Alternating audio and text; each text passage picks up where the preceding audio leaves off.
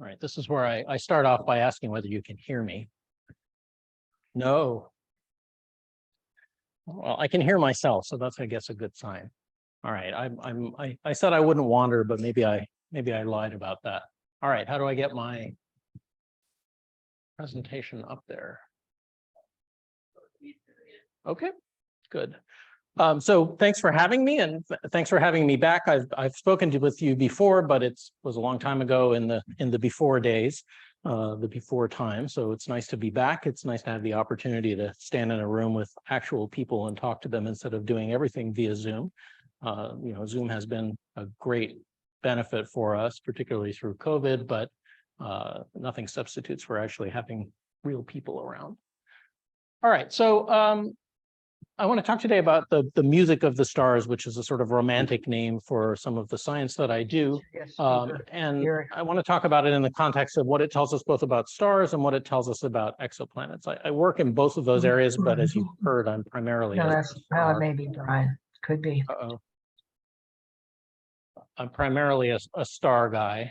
I will talk about exoplanets, but only really in the context of stars. So let's see. All right, it worked before.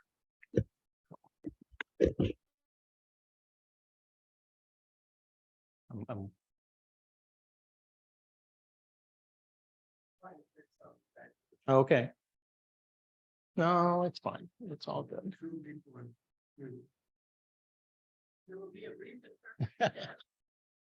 Yeah, if you want me to do interpretive dance, you're in trouble. All right, I'm trying and it isn't. No clicky for some, and it worked before, and the laser works. Well, yeah, we can control a rover on Mars. We just can't control the slides. I know we tested it up there actually. So, all right. Well, hang on. You want to advance for me, or? Can I grab it? Absolutely. Yeah. Okay. So, yeah, it absolutely isn't working. It worked. It worked to start with. No, I'm just pushing the right button. I promise. All right. There we go. That works. So here's the really short version. So if you're going to nap through it all, you can just take this in and oh, it's going farther. All right. Oh, it's working now. Yeah, I just had to get it to pay attention. All right. Ryan is good at getting software to pay attention. All right, so pretend we're just starting here. Okay, so I'll talk a little bit about kind of the why and how, and I like to give this in a historical way so that you get a sense of where this has come from. Something we often forget when we talk about science, maybe you don't forget, but a lot of the public does, is that science is done by scientists and we're actual people. And so there's a story that goes with the kinds of things that we're doing. So I'll talk about that a little bit. Astroseismology is the technical name for what I do, studying stellar oscillations, studying the music of the stars, but it's all started on the sun. So we'll talk a little bit about the sun first. And I'll talk a little bit about how it works and what can we learn from it, and then give some results and synergies, which is a very management speak word, but in this case, I just mean how we can use astroseismology in conjunction with observations of exoplanets to tell us more than we could find just from the exoplanet observations alone. All right, so I mean, this idea that there's music in space, that there's music of the spheres or music of the stars is of course very old and has been around for a long time. As I said, it's a very romantic thought. I have to dissuade you of the fact that it's not really what I'm talking about isn't really like this. But it's nice to know that we're sort of tied back historically for thousands of years with the idea that there's music connected with astronomy. So why stars? Maybe for this audience, I don't have to justify stars, but I find more and more often for astronomers, I have to justify stars, which is a little disturbing. But I'll give you three reasons. I have more because I love stars, but let's start with three. I mean, one is that stars drive the chemical evolution and the dynamical evolution in our galaxy and of course in other galaxies as well. So they live their lives, they process elements into heavier elements, they eject those back into the cosmos. New generations of stars, planets, us are made out of those things. So that's tremendously important. we live near a star. All of our life essentially depends on the sun, our nearest star. And if we want to understand the sun, well, one problem with astronomy is it's really hard to do experiments most of the time. And so one substitute for that is to go and find other stars that look somewhat like the sun, but are different in subtle ways, and use that to try to understand how things behave in the sun and understand the sun better.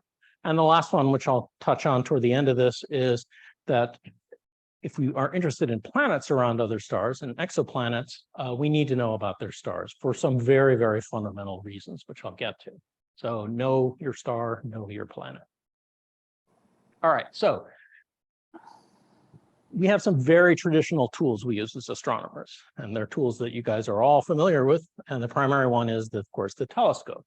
So here I am sitting in the cage of a telescope that I'll show you a picture of a little later. This is the Apache Point Observatory in New Mexico. The telescope here, the funny looking telescope that's out there, is actually the one that does the Sloan Digital Sky Survey. You've heard of that. And then there's two small telescopes and a 3.5 meter telescope, which I make use of fairly frequently.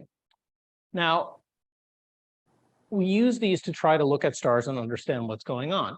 And so how does that work? So let me remind you, or tell you, depending on your position coming in, about the most famous diagram in astronomy. And this is probably the most technical part of the talk, so just bear with me for a second. It's a Hertzsprung-Russell diagram. It's got weird axes, so don't pay too much attention here. But on the x-axis is temperature, but since astronomers are confused, it gets hotter, bigger numbers going to the left, so the hot stuff is here.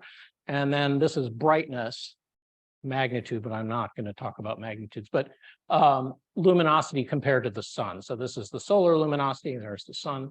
And this is little M dwarf, really low mass stars are really faint, higher mass stars are brighter. And this, we're very creative as astronomers, so this is called the main sequence.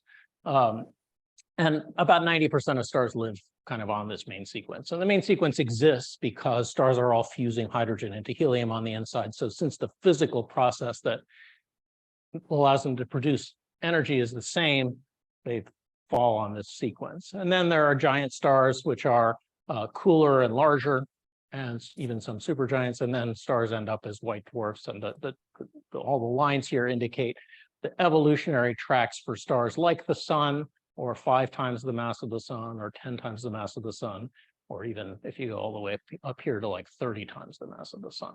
And sometimes this is called a color magnitude diagram if you're more modern about it. All right, so why did I put that up there? I put that up there because we have these sort of classical ways that we learn about the stars. And the classical way that we understand how stars work is we look at the HR diagram. So this is a more complicated one because it's for a cluster of stars. It's for real stars instead of the notional one I showed you before.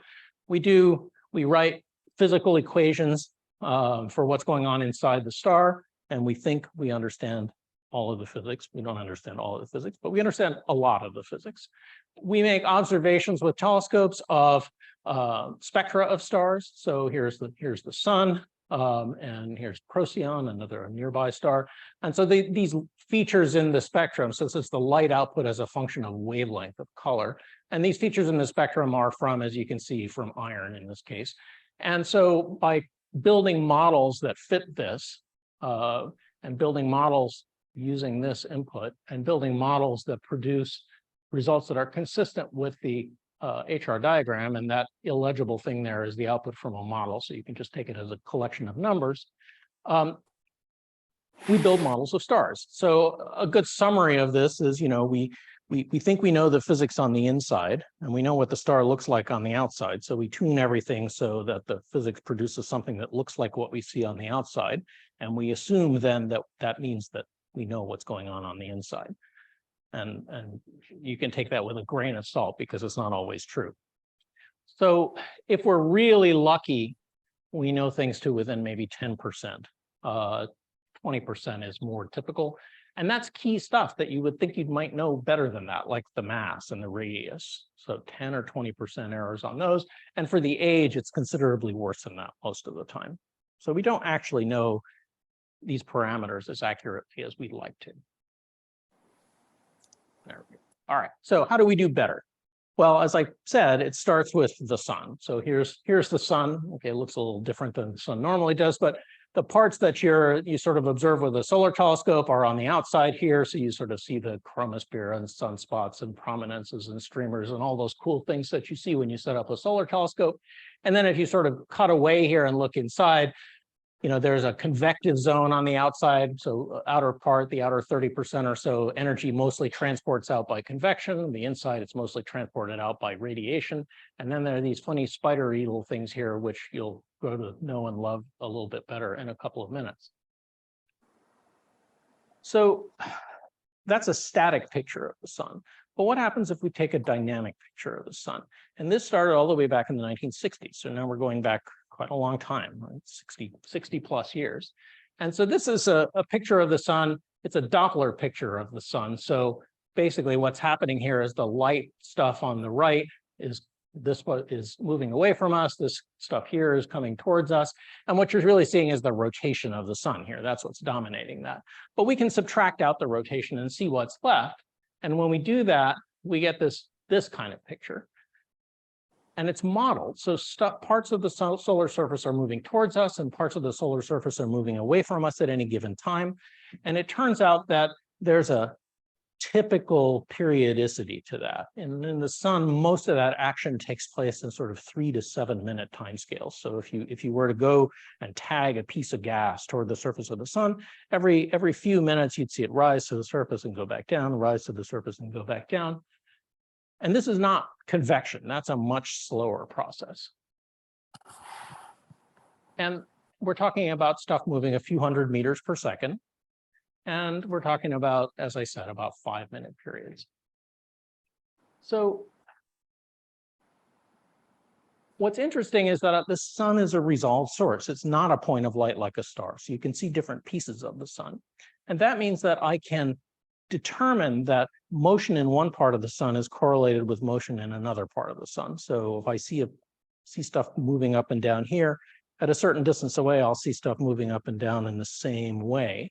And so I can realize that these things are associated, and I can assign a wavelength to them, and I can assign a period to them by measuring how fast it takes them to repeat.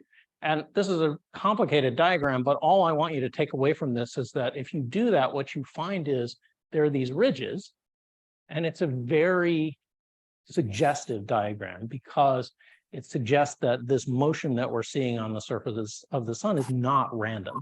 There's something physically meaningful about it. If you zoom in at these things, you see even more fine structure in there. So there's cool stuff going on. And in the beginning, no one knew what this cool stuff was, what's causing this. And it turns out that what we're seeing sound waves inside the sun. The sun is a big cavity, like a big musical instrument. Sound waves travel through the sun. When they reach the surface, there's a surface boundary, they reflect off that. When they start traveling inwards, the density of the sun rises and the sound waves are refracted, they're bent, and so they bend back to the surface. And so these sound waves kind of rattle back and forth inside the sun. Really what's happening is that the outer part of the sun is convective, right? Energy is transported by convection. And if you've ever boiled water, right, you put a pot on the stove and you turn it up. I do this and my wife yells at me, but you put a pot of water on the stove and you turn it on, and you go, I'll come back to put the noodles in when it boils, and I go sit down and watch TV or read my book. And I know it's boiling because I could hear it when it starts boiling. Convection is noisy. And the same thing is true in the sun. The convection that takes place in the outer layers of the sun is noisy.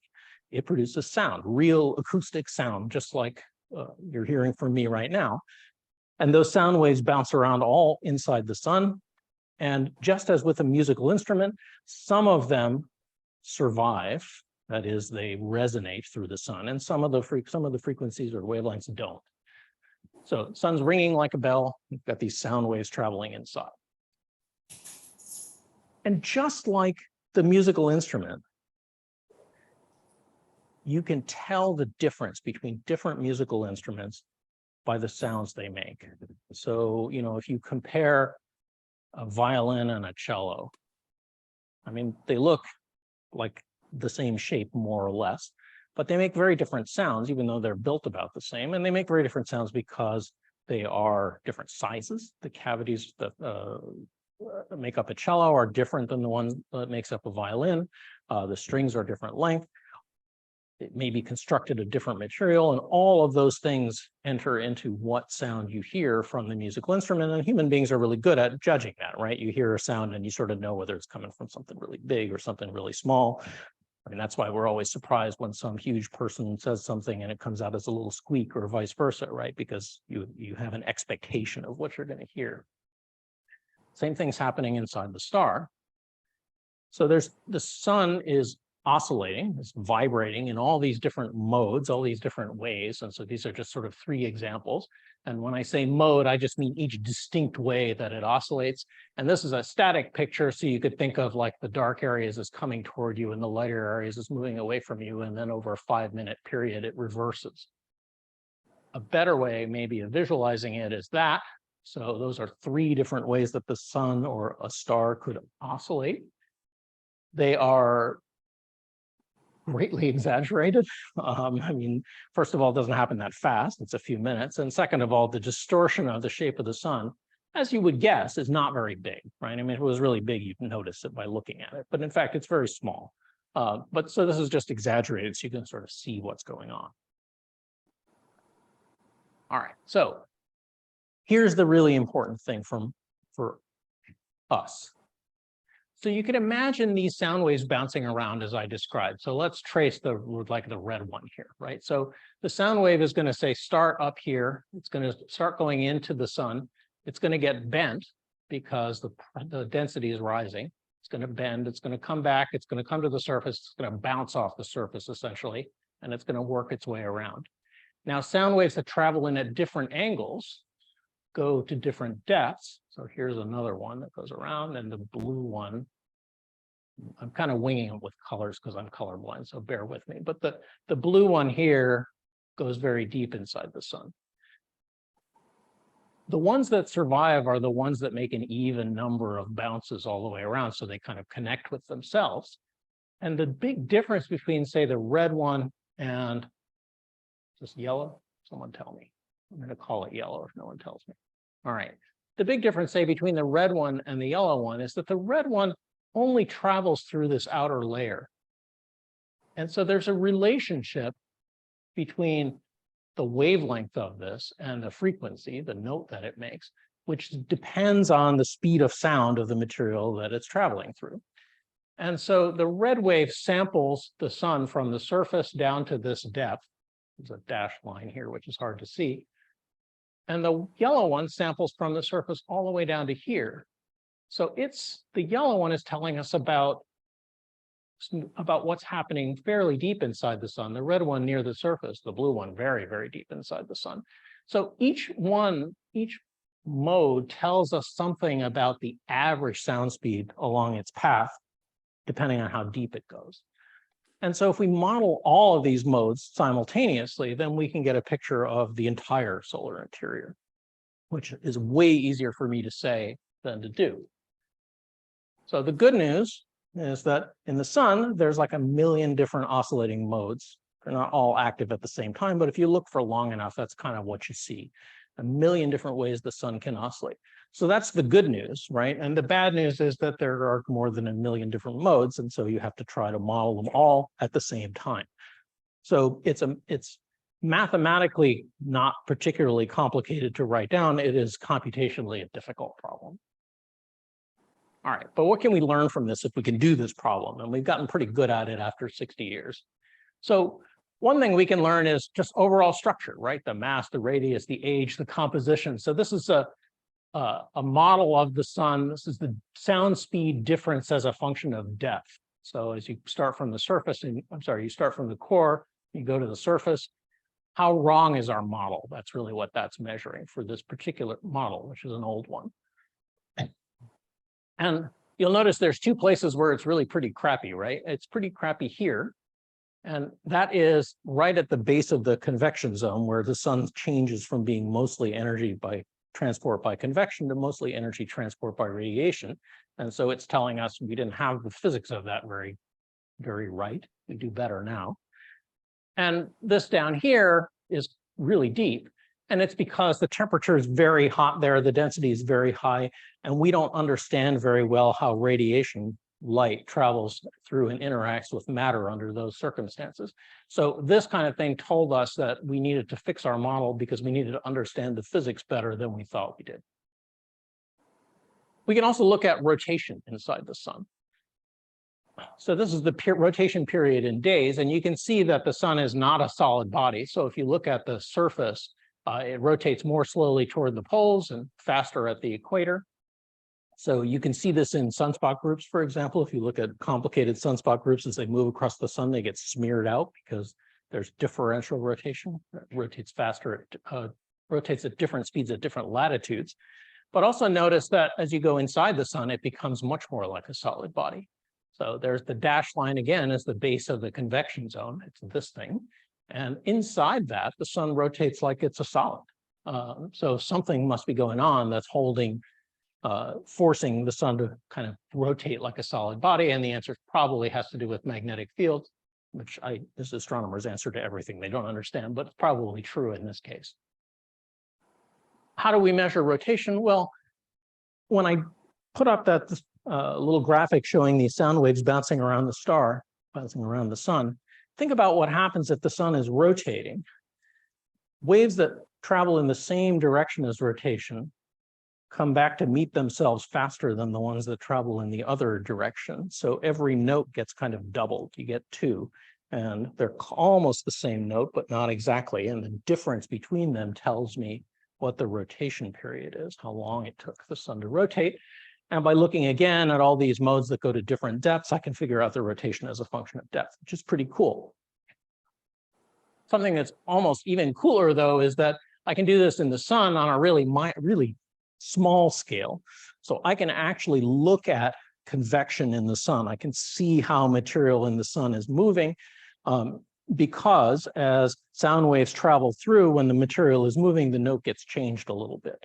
And so the models are sophisticated enough now to be able to see that. And so you can actually see, these are all little arrows telling you how stuff is going, and you can see sort of cold material going back down and hot material coming back up toward the surface. And the size of these arrows is like a kilometer per second, and these temperature differences, are not very big, right? A few hundred degrees. So pretty impressive. And in fact, there's Stanford runs a website which shows you, if you're interested, what they predict the sun looks like on the other side right now. Now we have satellites that can see the other side of the sun, so we know what's coming. But if you go back 20 years or so, we didn't have that. And if you wanted to know if a good spot group was coming, you could look at their site and they could see the spot group in the seismology, even though we didn't see it physically. And those pictures are shockingly accurate, considering that they're not actually pictures. All right, so that's the sun. My battery is running low.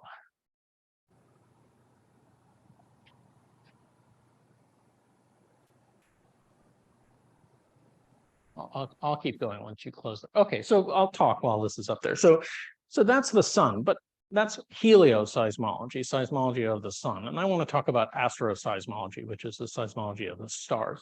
And that's harder, right? Stars are not resolved sources like the sun. You only see little points of light. And that's a problem because all this cool stuff that I showed you about how we do these magical maps of the sun, none of that works because we can't resolve the stars. We just see little dots. They're still at work.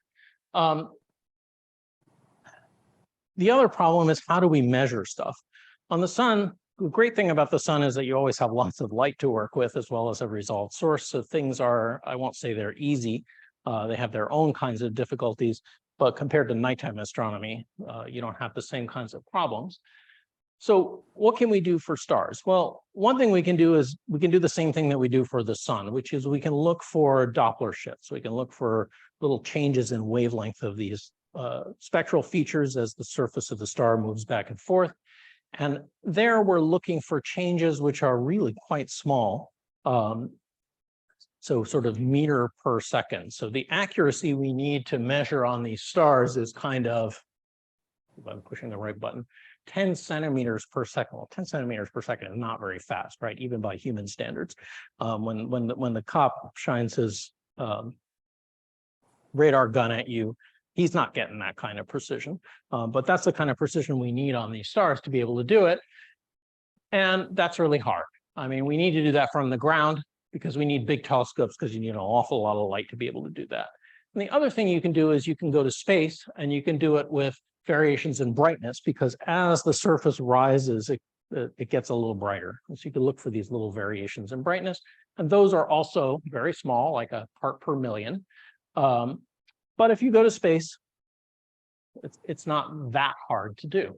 You don't have the atmosphere for one thing, right? And that's the biggest winner, is that you don't have the scintillation noise, all the flickering that we see from the ground. So we're just looking at the actual brightness of the star. So that typically is what we do. We go to space and we do this. And what do we actually measure? Well, here's the brightness of some stars as a function of time, just as an illustration. So this is in parts per million. So this is like a percent, and this is about 0.1% variation. You can see this one is noisier, the star is fainter, and the variation is less. Time is in days. So this is about 40 days along the axis here. So you see this thing going back and forth. We usually look at it this way, and this is just this data on the left converted to a more useful form. And so all it's showing here is what are the components, what are the notes that make up this sound that we're seeing on the left here. And so you can see there's patterns, especially in the star on the top. The star on the bottom, the patterns are a lot less obvious. But we're measuring these tiny variations in brightness, essentially, and converting them into sound. All right, so there's my diagram again. Why is this really useful? Well, one reason it's really useful is this is a traditional astronomical Hertzsprung-Russell diagram. This is the way an astroseismologist sees stars. And so this is the main sequence again here, but all the little marked areas here are stars that oscillate. And the cool thing here is that most stars oscillate. And even the stars that don't seem to oscillate on here probably do if we could look a little harder. So some of these are variable stars of types that we know, Delta Scuti stars, Delta Cepheids, sort of very traditional kinds of stars. But stars like the sun are on here as well. Miras, long period variables, and some high mass. So these are sort of 10 to 5 to 30 or 40 solar masses, slowly pulsating B stars and beta Cepheids. All of these stars oscillate, and so all of these stars are fair game for astroseismologists, and that makes it potentially a really valuable tool because you can use it on almost anything. So what does it tell us? Well, here's a historical picture. So we first did this in space starting in 1999. I'm not going to tell this whole story, but this satellite was built for something else and failed right after launch, but it had this nice little guide camera on the side. And the guide camera got used to do astroseismology on these stars. And you can see sort of the main sequence here. You can see some giant stars. The reason there are a lot of giant stars here is giant stars are bright. So this was a very small telescope. It's a 2-inch telescope. So it was only used for some extremely bright stars. But even with such a small telescope, you can do all kinds of interesting things. So this is Altair, right? Brightest star in the northern sky. Well, Altair turns out to be an oscillating star. And here's the light curve as a function of time. Each of these strips is 2 days worth, and you can see it oscillating. You can see that going on. Each frame is a 2-day window, and the amount of variation is about 0.4% up and down in one of these windows. And so we can then build our model and fit these oscillations. We know a lot about the star otherwise. We have spectra of it. We know how bright it is. We know all these, temperature on the surface, things like that. And we can build a model that fits this that also has to fit these oscillations. And suddenly we can do an awful lot better, right? I said, 10, 20%. Well, for Altair, we had the mass at a bit over 1.7. And look how big the error is, right? It's about a little less than 2%. We could see that it was rotating fast. And we could get its age, right? 500 million or to 750 million years. So we have this tool. Now, we'd rather have a better telescope than a 2-inch telescope that we got by accident. So we do have those tools. And they weren't built for this purpose, but they turn out to be really useful for that. So one of them is the Kepler mission, which later became the K2 mission.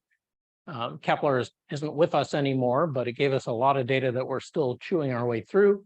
And right now we have TESS, which is the Transiting Exoplanet Survey Satellite, which has 4 cameras. And TESS is very much still in operation and hopefully will be for quite a long time. Both of these are characterized by the fact that they take pictures, they take images of big chunks of the sky, and they do it at high cadence. They do it frequently enough that we can look at the variation of these stars as a function of time and do astroseismology with them. All right, so there's Kepler looking, there's where is it? Deneb. So Vega, so you just and Altair, my favorite star from before. This was the field of view of the original Kepler mission. Each of these is a detector on the satellite, and you can see it's a pretty big carpet that covers a pretty big chunk of the sky. It was a 1-meter telescope, which is pretty big for a space telescope. Hubble is 2.4 for comparison, and it looked at about a couple of 100,000 stars. And its goal was not to look for stellar oscillations. So Kepler's goal was to look for transits, right?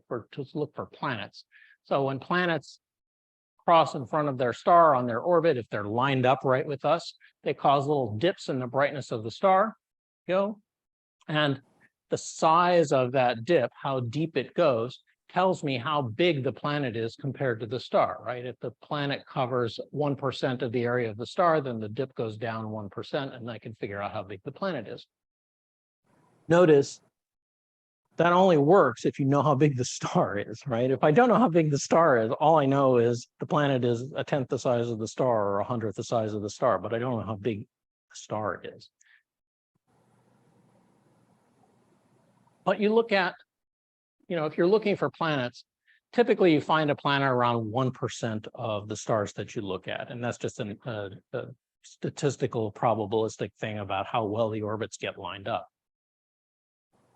So they're kissing a lot of frogs to find their prince, but all of their frogs are princes to us because they are making those measurements that we need to do astroseismology. So those 200,000 stars, they maybe only find a couple of thousand or 4,000 planets, but we can do astroseismology on a vast number of those stars. All right, so what happened? So there's the Kepler field, right? Some zoomed in pieces so you can see his nice open cluster, a field with a exoplanet in it. And this inset, back up. This inset is before Kepler, right? So those were all the stars that we'd successfully done astroseismology on before Kepler, working very, very hard at it, I will tell you. And after Kepler, that same plot looks like this, which is just a little bit different. So this is the main sequence. Right, we're not seeing stars up here and down here because there weren't any in the, well, up here because there weren't any in the Kepler field, and down here because they're too faint. And these are the giant stars. And you'll notice that, this is color coded by the amplitude. So as I go up the giant branch, the oscillations get bigger and bigger. They get slower and slower too. So those are easier and easier to find. So we've done seismology. We've detected these oscillations on many, many thousands of giant stars. Not so many main sequence stars, but still quite a lot, mostly a little bit more massive than the sun. Now, this is the slide I want to play sound on, so we'll see if it works. But these are some sample light curves over 20 days for some different stars. There we go. So that's what it sounds like when you take it and you transpose it up to human hearing, right? Instead of having periods of hours for most of these or days, we've moved it so that they have periods that are like musical notes. And you can hear, we started out with just this one, and now we've added, and you'll hear the other ones come in as we go. Mostly what's changing here is the size of the star, right? So the small stars have mostly high notes. The bigger stars have lower notes. And you can hear it's coming in as we go. So I'll let it play for a minute.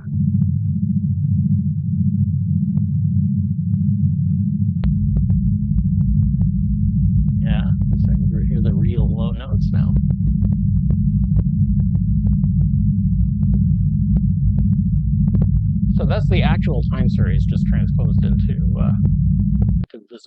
audible sound. So those are all red giant stars. This one is barely a red giant, but it is. And then this one is a much more evolved star. So you see a lot of variations and things happen a lot more slowly, a much lower node. There we go. So if you like it visually better, here's the red giant branch, right? And here is where the notes are as we work our way down or up the red giant branch. So this is high frequency notes down at the bottom here. And then as I work my way up here, the stars get bigger, the notes get lower. And then all the way at the top here, we have some very low notes, that low frequency stuff that you heard just before. All right, so same diagram again, no sound. I just want to point out that, I mean, it's math, so I apologize. I shouldn't put math on slides. But as I said, for the sun, the periods are sort of 3 to 7 minutes. There's a lot of frequencies that the sun oscillates at, but most of them are tucked around 3 to 7 minutes, and we frequently call it the 5-minute oscillation on the sun because that's kind of the dominant time period. Other stars have different frequencies that most of the sound or most of the light comes out at, and it turns out that frequency, the maximum frequency where most of it comes out, is related to things you might like to know, like the mass and the radius. Usually you know the temperature, but you don't know the mass and the radius. And so just by a really simple measurement of where is most of the sound coming out, you can find out information about the mass and the radius. And then there's a pattern you might have noticed, right, that these peaks look pretty evenly spaced. Gets complicated, but there's a spacing between them. And if you look at the average spacing between these, which is, astronomers are very creative, as I think I said, so we call it the large separation. But if you look at the large separation, it also is a function of the mass and the radius. And so with both of those measurements, you can immediately find the mass and the radius. You can sometimes do an awful lot better than that. This is the one. We all show this one like it's the normal one, but this is the best data we've ever gotten. So this is on 16 Cygni, which is a nice bright nearby star. And when you look at the notes that it produces, you get this nice envelope, right? You can see most of the power is coming out at this frequency of about 2200 microhertz, which is way below human hearing. And if you zoom in, you see all this interesting structure. Right, so you've got, I'm not going to go through what all the labels are, but you have this nice structure that repeats itself over and over again.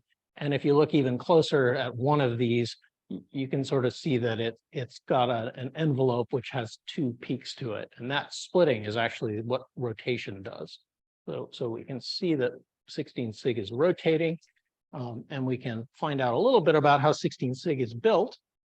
And broadly speaking, what happens is that what's happening is that as stars get older, so you can imagine the sun, as the sun gets older, the amount of hydrogen in the core gets less because it's turning hydrogen into helium, it's undergoing nuclear fusion.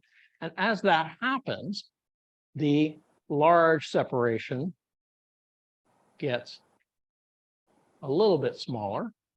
And then there's this thing called the small separation. I told you we were creative.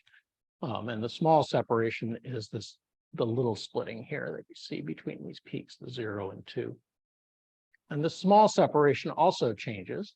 And so you can build this little diagram, and by just measuring the large separation and the small separation, you can drop the star on this diagram, and you can figure out things that you never thought you'd be able to get so easily: the central hydrogen abundance and the mass. Mass is great. Central hydrogen abundance tells us the age, because the star is fusing hydrogen into helium, and the older it is, the more it's done, so the older it is. Let's skip that.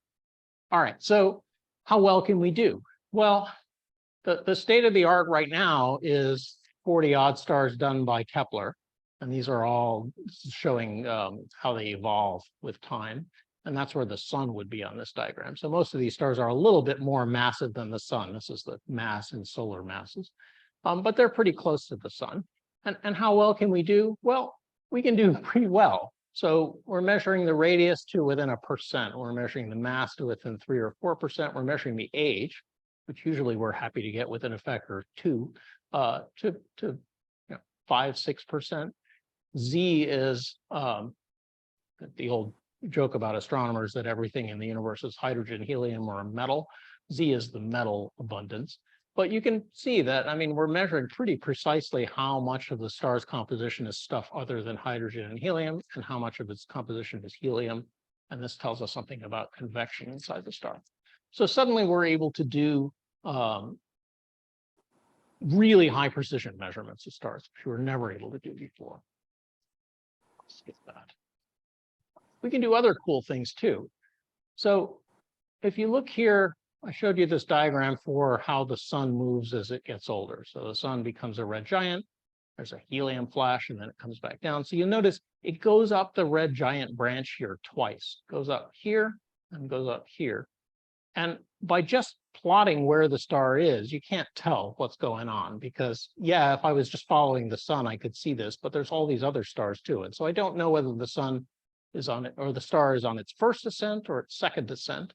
But the seismology can tell really easily. So these are all stars on the first ascent, and these are stars on the second ascent. And by just looking at them on the HR diagram, they look exactly the same.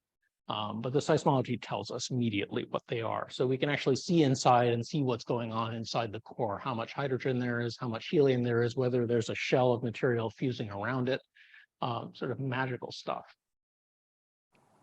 So TESS is the mission that's operating now. And TESS's idea is to go find. So Kepler was, the main goal for Kepler was basically to find lots of exoplanets. The main goal for TESS is to find exoplanets around stars that are close by so that we can do follow-up with things like the James Webb Space Telescope. And it does that by looking at most of the sky. So it looks at a big swath of the sky every month, and then a month later it looks at the next piece of the sky and the next piece of the sky, and then after a year the telescope flips over and does the other hemisphere. So in 2 years, it basically looks at most of the sky. But of course, that also means it looks at a lot of stars, which we like. Oh, and TESS is also a nice machine for stellar oscillations. This is a classical pulsator, so the amplitude is huge, but you get the idea. I mean, there's a lot of action going on here. So it's a machine for doing stellar oscillations. When I say a machine, there's more data than we can possibly analyze at this point. There are millions of oscillating stars that we can go look at. And let me tell you about a couple of them. I said I would look at exoplanets. All right, so here's a creatively named paper. So when we look at exoplanets, when we detect them using transit, so here's the transit, right? The black line obviously is the fit.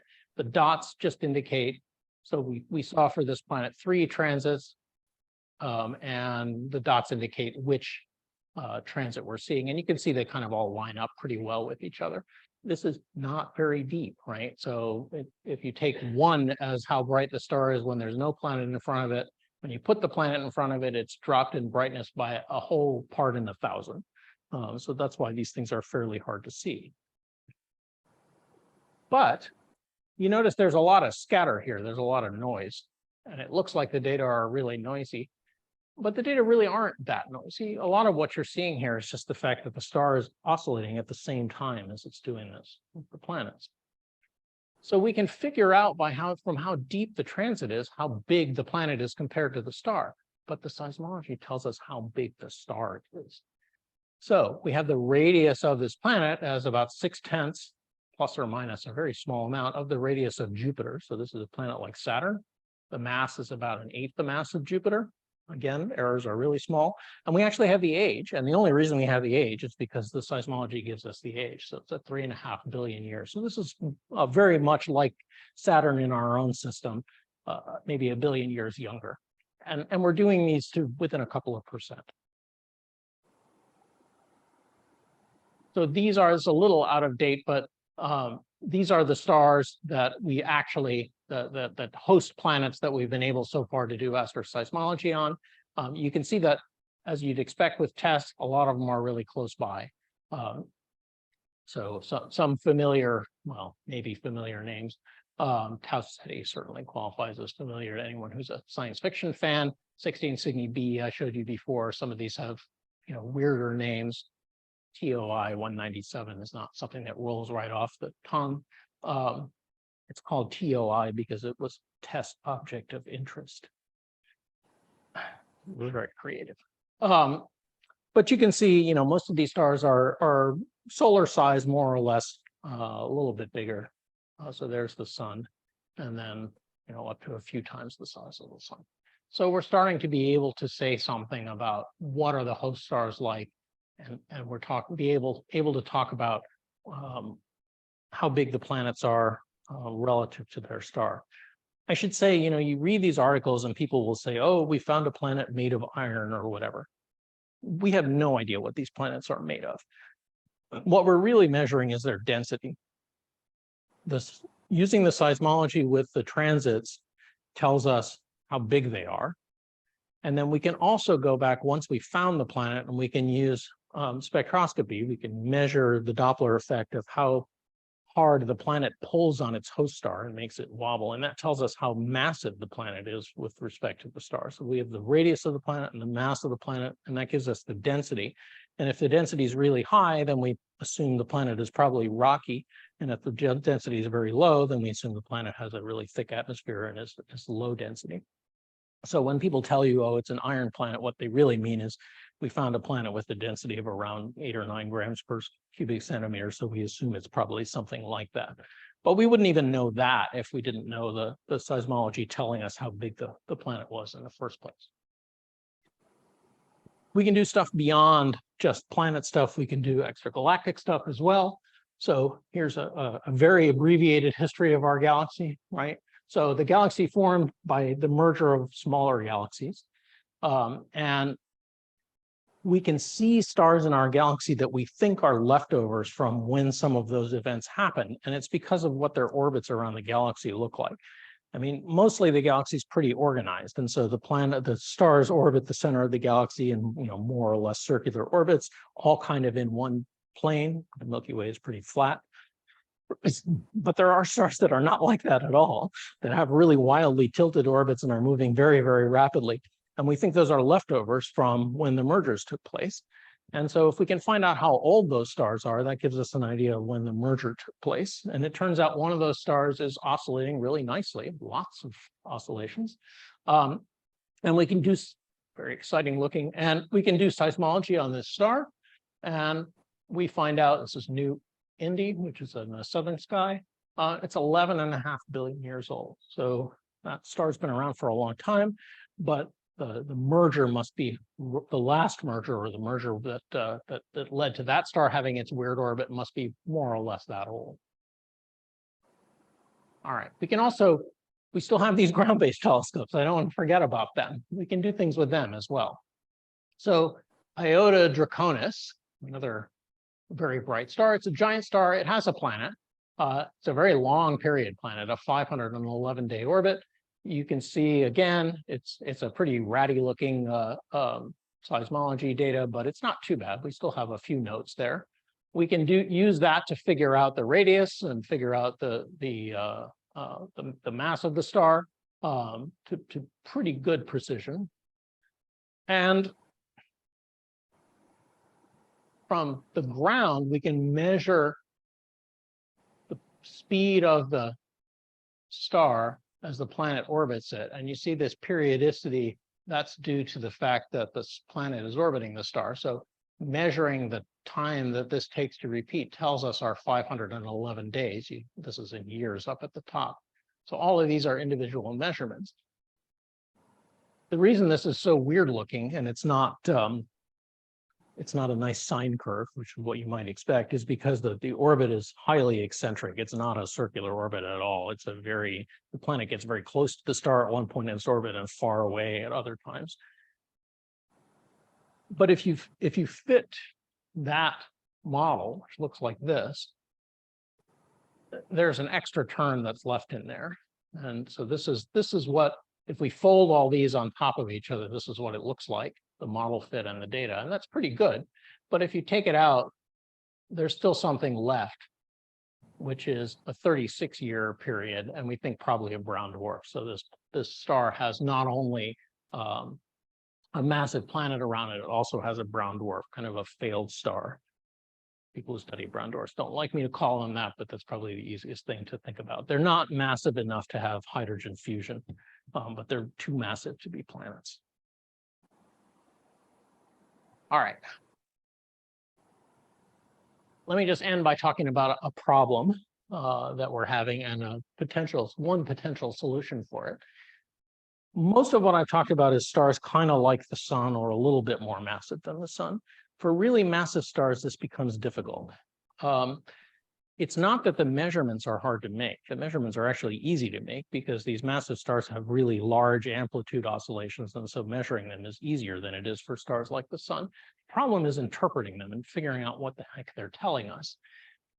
For a solar-like star, it has you have this beautiful pattern of notes, right? They're almost evenly spaced, and I mean, you don't have any idea what's going on here to go, oh, there's a pattern here. And the reason that's useful is it allows us to easily figure out how the star is oscillating for each of these notes. And that matters because a star can oscillate like this, right? Just radially, like a balloon blowing up and shrinking. So that's one way of oscillating. Another way of oscillating might be like this, right? Where it does that. And you could imagine that you might get the same note out of those two oscillations, but a star that gave you the same note for this would not be the same star that gave you the same note for that. And so I need to know how the star's shape is changing to be able to interpret what's going on. And when I have these nice patterns, it's actually pretty easy to figure out how the star shape is changing. When I don't have the patterns, I'm kind of lost. And the problem with really massive stars, this is what their light curves look like. And if you know what beats are, that's what you're seeing here. But that's what the pattern looks like. That is not a pattern. The problem is that on stars like the sun, every note that's near that maximum, that sort of 5-minute oscillation, every note is going. On these massive stars, that's not true. Some notes are loud and some notes are really quiet and some notes are not there at all. And so you can't find a pattern. So how do you figure out what's going on? And we have other tools that we can do this with. So, all right, we care about the massive stars because, you know, people like massive stars. I mean, they're supernova precursors. They are the stars that, if you read about gamma ray bursts, they're the stars that become neutron stars. They're the stars that become black holes. They're probably the progenitors of a lot of gamma ray bursts. So we want to know something about them. And so one thing we can do is we can use this tool called polarization. We're in Florida. I think a lot of people have polarized glasses. So when light oscillates, the electric and magnetic fields of light oscillate. This is it travels. It can oscillate preferentially in a particular plane, or it can oscillate in random directions. Most light that we see sort of around us is pretty random, but when light reflects, say, off the water, it has a preferred direction because now it's bounced off something. And so the sunglasses are designed to filter out that based on the fact that there's a preferred direction in which the light electric field oscillates. Stars, you would expect, are pretty random because they're round, but in fact, the shape changes. And polarization is sensitive to the shape of things. Things that are not symmetrical produce polarized light in small quantities. So if you're able to detect really small amounts of polarization, you can actually figure out how the shape of the star is changing. So now we're not measuring the changes in the brightness, we're actually measuring the changes in the shape of the star. And so almost 100 years ago, it was predicted that if stars oscillated, you'd be able to see it if you could only detect it at a couple of parts per million. And we were never able to do that until 2021, so a year or two ago, on Beta Crucis, the second brightest star in the Southern Cross. And that's using this telescope, which is the one you saw me sitting in at the beginning, which is in Australia. And here are some polarization measurements, and you can, this is in parts per million on the axis here. And you can actually see the polarization change with time, and you're seeing the shape of the star change as light comes off it, which is amazing. So we can use that to identify for each of the notes that the star is singing to us, how the shape of the star is changing. And that allows us, with an awful lot of work, to figure out for Beta Crucis, its age, it's only 11 million years old, its mass, about 15 solar masses, how much hydrogen's left in the core, how big the core is, how it's rotating, how it's tilted with respect to our line of sight. And so this is now the most massive star known with an age derived using astroseismology, but we will keep getting better at it, and I certainly expect to see more of these with time. All right, so seismology, I mean, it means different things to different people. To geologists, it means something different, but to an astronomer, it's the study of oscillations in the sun and stars. So that's the music of the stars. The music that the stars sing, the notes that they make are not random, but they are artifacts of how the star is built. And we can use those to understand the structure, the age, the mass, the radius, the composition of the sun and stars. And we can use that not only to understand stars, but also to understand the evolution of the galaxy and to understand exoplanets as well.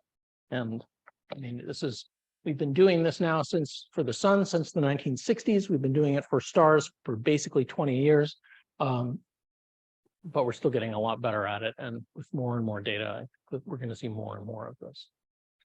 All right, so thank you very much for your time. And if you have questions, I will try to answer them. I'm gonna walk over here so I can see you because that light is blinding. Yes. Here, let me give you like. What do you ever really wanted my voice amplified before? Your talk had a lot of emphasis on the accuracy to which you can get these measurements down. Yes. It's pretty easy to see how you can get precision by this repeated measurements. How do you know they're accurate? How do you, what do you use as an independent measure to validate these, or all of these calibrated against the sun? I mean, at some level, they are all calibrated against the sun, but for a number of bright stars, we have independent ways of looking at it. So, for example, you can do seismology from the ground with big telescopes. Measuring the velocity, what's the word I want? Yeah, the changes in velocity of the surface of the lines that you measure. And you can do that at the same time that you're doing the brightness, and then you can see if you get the same answer in both those cases. And when we've been able to do that, we do. So we have some confidence there. We also can do we have some overlapping stars. So we have stars that we've done with Kepler and stars that we've done with TESS at the same time, or at least contemporaneously. And so those observations seem to match with each other. I'm not sure exactly what you're fishing for. All of those relate to the measures that you have for frequency. How do you then tie those to mass and know that relationship, that mass as an example, or age as an example, how do you, or hydrogen content, how do you know that if that's an accurate relationship? So we have some tests that are independent. And so one, for example, is we can use eclipsing binaries.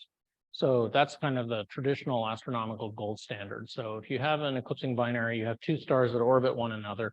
If they're not too close, then they probably don't interact very much with each other. And if you get the eclipses as they cross in front of each other and you use Kepler's laws and all the other tools, you can get the mass and the radius to great precision, sort of 1% or less. There's a whole bunch of eclipsing binaries. There's a couple of projects I'm on and other people as well, where we're doing seismology of eclipsing binaries and looking at whether we get the same answer. And the answer is almost. Right? There are some minor systematic differences at the sort of 0.1% level that we don't understand yet, but that's not shocking. But at the sort of 1% level or better than that, we get exactly the same answer, regardless of which technique we use. Anybody else have a question? I'll have to done one.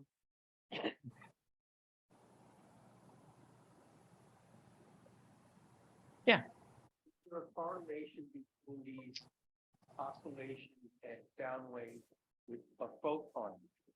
Yes. Well, I mean, not with the photon being emitted, but with the number of photons being emitted. So when an element of the surface rises, right, gets pushed out by the sound wave pushing it from below, essentially that's what's happening. The sound wave is dumping energy into it and it expands. It moves towards us and it also gets a little bit brighter. So those two things are very much correlated. And Pushing the photon? it's not pushing the photon, it's just making more photons, that's all.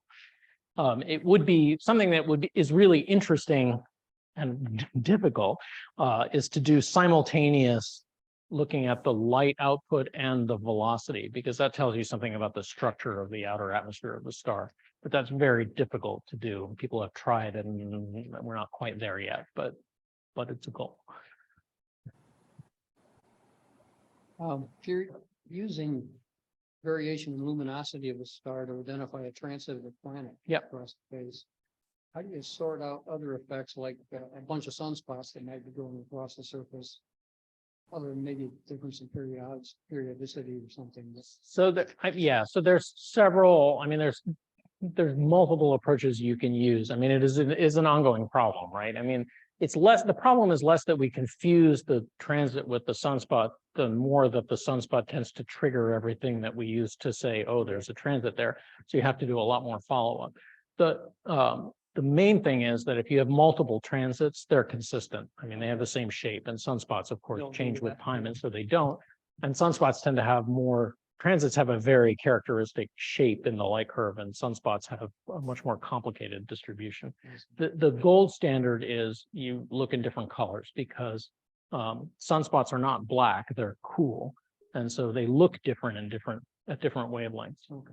Whereas transits, it's just blocking the light and they look exactly the same. Well, with some exceptions, but broadly speaking, they look the same in different colors. And so if you have more information in more than one color, then you can tell very easily. It seems like it would mess with your data, will make it much more complicated. Oh, not yeah. Knowing what may be Oh, going yeah. on in a certain. It is a big problem. It's an even more of a problem for the people who study, who do radial velocity studies, who try to look for planets by the changes, by the pull on the host star. The spots are a big problem there as well, because so if I'm a star, right, and I have a spot here and I'm rotating, I rotate when the spot comes into view.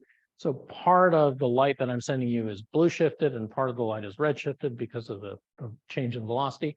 But now the spot is not, it's knocking out more of the blue shifted light than the red shifted light. And so the wavelength changes because of that. And that's exactly what a planet looks like when you're looking for, with radial velocity for planets. And so that's a big thing for them. And in fact, there's an EPRV, Extreme Precision Radial Velocity Conference. They just had their third one in March. And that's their big thing right now, is trying to understand. For a long time, that wasn't a problem because they weren't good enough to see it, right? The quality of the data wasn't good enough, but now the quality of the data is good enough. And so now they're having this problem that they don't understand the star's behavior well enough to be able to filter that out. So suddenly stars are interesting again to them. Okay, thank you. There was a question up on Zoom, Tom. Yes. I have a question regarding, you just mentioned sunspots. Because the sun has an 11-year cycle of sunspot activity and other related activity, did the sound waves change at all during that 11-year cycle, which is coming to a maximum in another year or two? Yes, they do. You can see the cycle in the seismology for the sun, not for other stars because the effect is very small, but for the sun, yes, we can see it. So it's probably due, everything is magnetic fields, but it's primarily due to magnetic fields, because as the sun gets more active, the internal magnetic fields get more complicated and stronger. And that has an impact on the internal structure, which shows up in the seismology. So it's kind of I'm trying to remember, but it's a 1% kind of effect. So it's not huge, but you can definitely see it. For helioseismology, 1% is a big number. For astroseismology, 1% is what we'd like to have. What you're referring to as sound waves, we're talking about frequencies that are, what you showed at the beginning, you don't need a microphone. Well, they can't hear you. That's the problem. Right, listening to.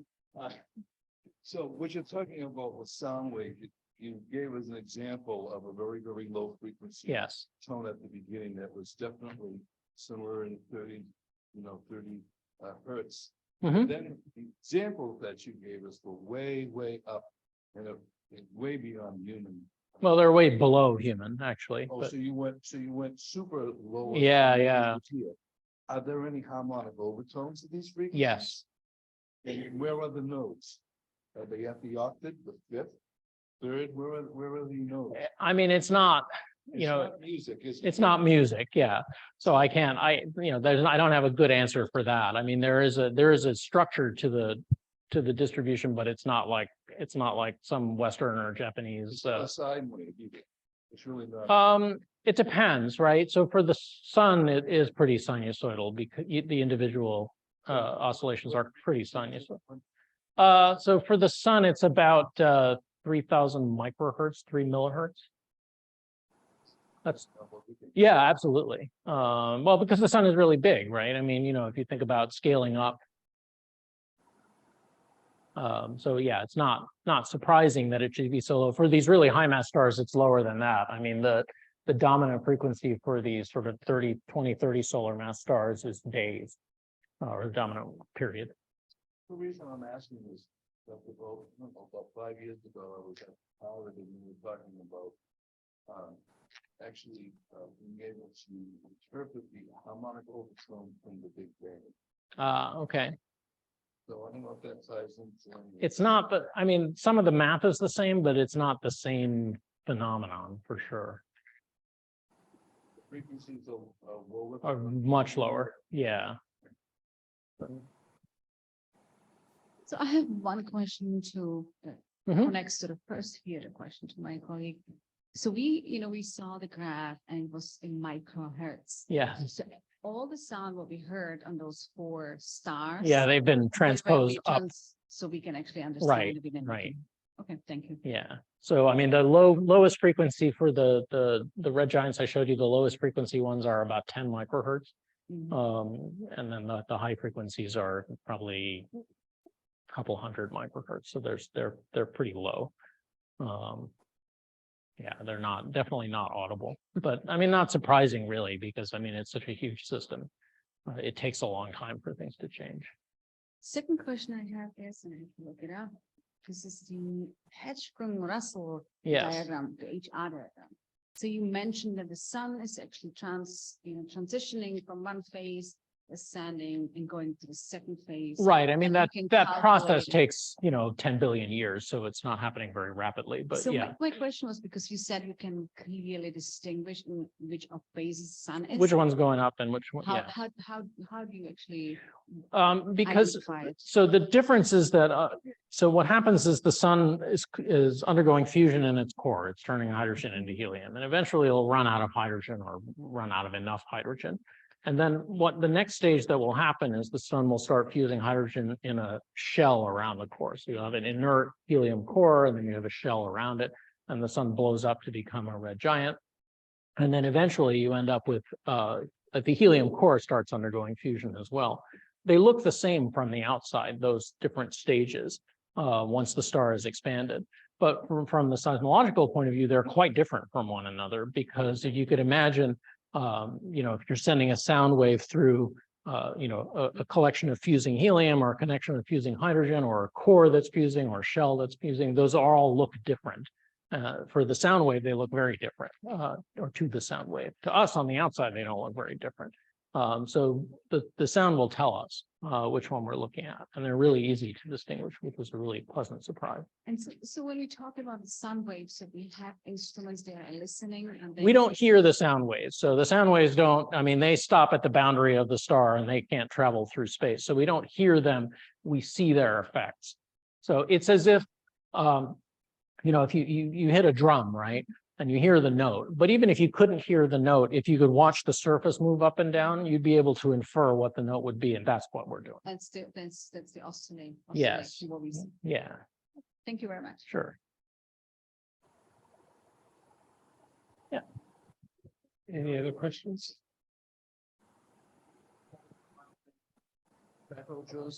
Did those events give any data for the astroseismologists? Are they totally? So we try. Betelgeuse is really hard because, well, first of all, there's a lot of other noise in the system because there's dust and there's other things going on there that are complicated. The other problem with Betelgeuse is because it's so big, the frequency is very, very low of any.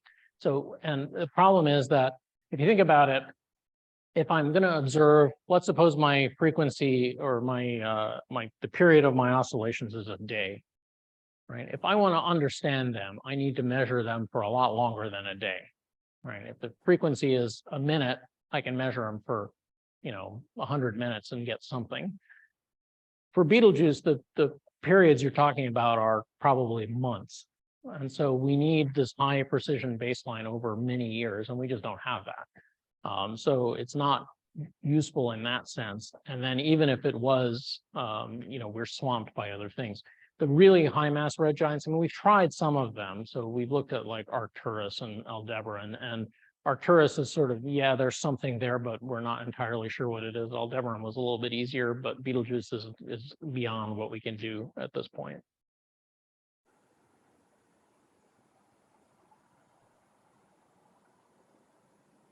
All right, anybody else have questions online or in the theater? Holy Grail you're working towards in terms of how you, what sort of instrumentation you like to have? So what I'd like to have is, so for me, what's interesting is I would like to look at these higher mass stars. And the problem, as I said, is figuring out, what mode we're looking at. And so polarimetry is one way to do it, but that was a truly heroic effort that took years and was one star. So in practice, that's not going to work very well for large numbers of stars. But the other thing you can do is that the oscillations in the high mass stars look different in different colors. And in particular, they look different if you look in the ultraviolet, or they should look different if you look in the ultraviolet. So what I'd like to have is a satellite that does this in more than one color. All the ones we have now, so whether we're talking about WIRE or MOST or CORO or TESS or Kepler, they're all one color. They just have one set of wavelengths they look at. What I'd like is multicolor. I think that's the next thing, because that gives us the ability to kind of really understand what we're looking at on some of these confusing objects. And the confusing ones are always the interesting ones, right? So. I have I hope last question. No, it's okay. You talked about the oscillation in relationship to the convention Mhm. in the outer core. Yes. Is the oscillation dependent or impacted by the convention? Or Yes. The other way, or? It's Either both, other. and it depends on the kind of star that you're looking at. So for stars like the sun, oscillation, so it's the noise of convection that kind of drives the oscillations that makes the sound in the first place. But it's also the case that when those sound waves travel through a convective layer, they're affected by it. So both of those things are happening. It's dominated by the first one. The effect on the sound waves is small. For the higher mass stars, it's a little bit different. They're built the opposite way. So now the outer parts are radiative and near the core is convective. And there is more interesting. I mean, there's an argument going on right now about what exactly it is that we're seeing. And so the people I collaborate with think that we're seeing signatures of convection in the core, and they're making inferences about what that is. The convection in the core isn't what makes the sound. It's a different mechanism, but a lot of people think that, well, a lot of people, there's like 3 people studying this, but that think that that's what's going on, that we're seeing signatures of convection. But then there are other people who think, no, it's something completely different. So we don't know yet. Part of the problem is the number of stars that we've been able to do seismology on for these high mass ones is like, the fingers of both hands. And so it's hard to make inferences when you don't have very much data yet. They're just really hard. So, we did this Beta Crucis thing, and I mean, literally, that was like 150 nights of 4-meter telescope time, 3 different satellites spread over almost 20 years. I mean, it was a huge effort to get that. And so that's the problem essentially, is that right now it's right at the edge of what we can do. And so everyone is this great struggle. And we have a few more in the can that we're working on, but I mean, that just means that 5 years from now, we'll have 3 instead of 1. So it's going to take a while to get there to try to answer these questions, but I think you just need more. It's hard to make inferences when you just have 1 or 2 of things. So is it safer to say that the big mass stars actually deliver cleaner data on the oscillation? Yes. Because the convection is. Yeah, they definitely, I mean, they're not only cleaner, but the oscillations, the amplitudes are larger. They change by more, and so it's easier to detect. So, you have different problems. For the low mass stars, like the sun or below the mass of the sun, the oscillations are really hard to detect because there are many of them, which means all the power is spread out among all these different nodes. And the amplitudes are really small, they're faint. And so they're hard to measure.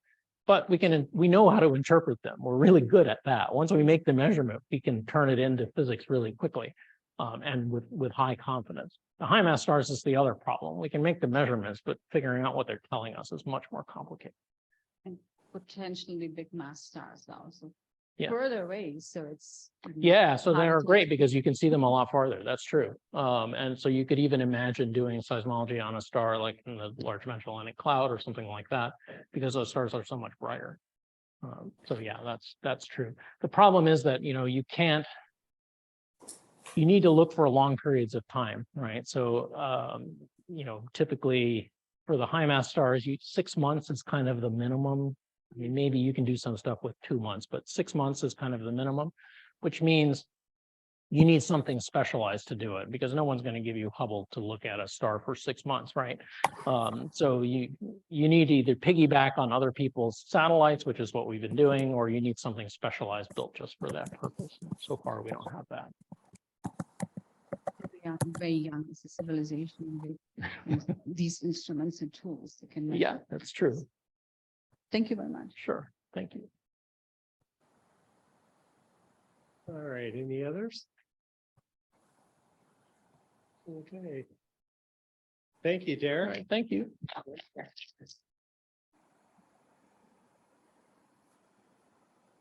I'm gonna turn up a little bit of lights back here for me. We'll do that. Here's just a little bit light.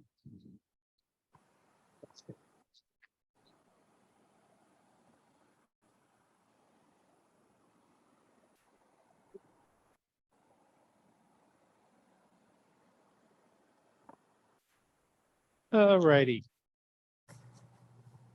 I was hoping to catch anybody before you headed out, but is there anybody who's new over on this side? If you just want to introduce yourself. Jay Carter.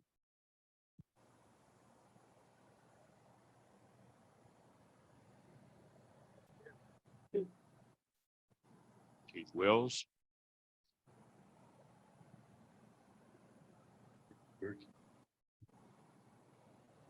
Any others?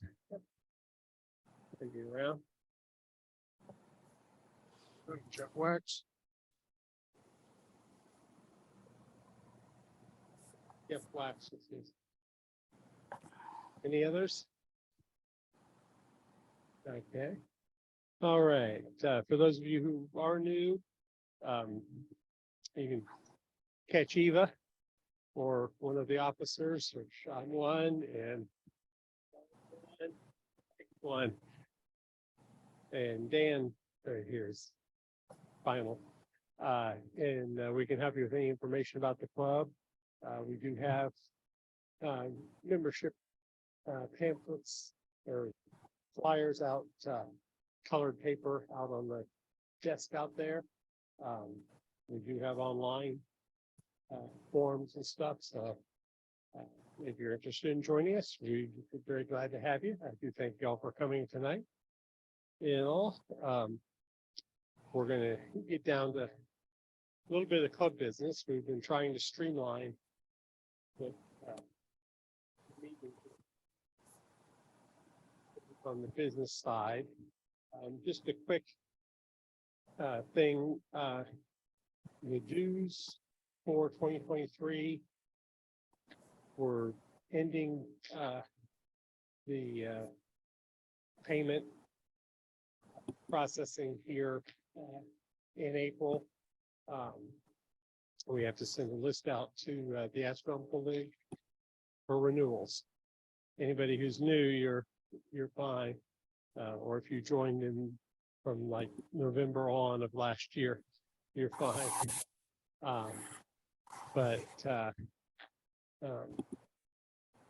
John's gonna be knocking how many people? Okay,